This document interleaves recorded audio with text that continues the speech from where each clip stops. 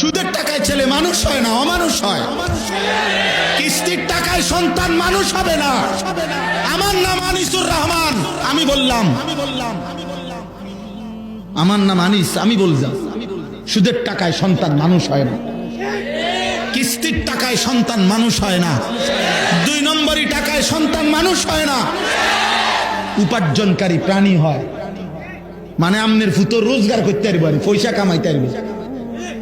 পয়সা কামানির ইনসান বলে না, টাকা না রোজগার করে, আখেরাত চিনে কিনা, হালাল হারাম চিনে কিনা, আখলাক চরিত্র আছে কিনা, নীতি নৈতিকতা আছে কিনা, কথা না শুদ্ধ কয়, এক খোঁচা দিলে তো 200 কোটি টাকা মাইরা দেয়।